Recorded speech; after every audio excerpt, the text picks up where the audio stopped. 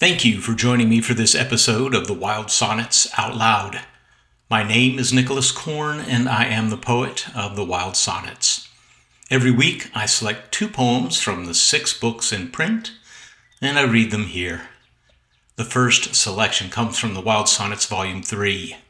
It's a poem about having done all you can and still finding that the result comes far short of what you had hoped. I think it's a theme everyone can relate to, which is why I wrote the poem. In fact, it's really why I write every poem. This is Wild Sonnet number 269 from the 3rd book of Wild Sonnets. Urge me on then to the last of it. Though nothing come from what has come this far, the mortar does not hold, and the brick is brittle, almost to dust it pulvers at the touch. What can I build that sudden is not softened into sand? What may be raised that risen once will stand?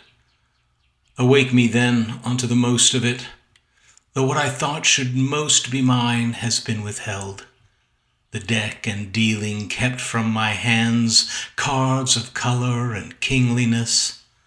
Was it not diamond and enough to stand between the wager and the win?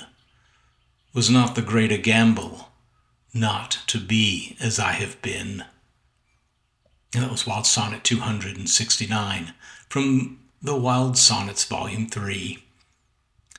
The next Wild Sonnet is from the 5th book in the series. One day I arrived home to find that the petals on the flowering trees which lined our street had all fallen from their limbs, scattered everywhere. And that is the scene which inspired this Wild Sonnet, number 433. Petite and white, and by the millions falling, the petals from the flowering trees in our narrow and neighboring yards come down, a blizzard of blooming and a hint of winter covering the April streets like snow. Lovely to look upon, our walkways now are strewn with what grew too fast and fell too soon.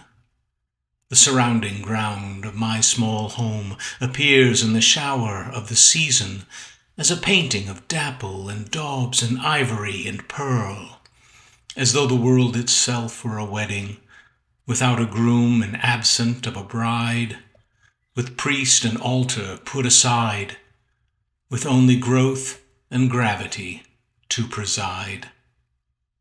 And that was Wild Sonnet number 433 from the Wild Sonnets Volume 5. I hope you've enjoyed the 2 Wild Sonnets I've shared in this episode. If you would like to see more poems from either of the books featured in this reading, I've put the links for those in the description section. And if you would like to download the complete set for your digital devices, and this includes all 6 Wild Sonnet books, I put the link for that in the comments section. And finally, I just want to thank you for watching. I'll be back in a few days to share 2 more poems in the next episode of The Wild Sonnets Out Loud. Until then, stay wild and stay well.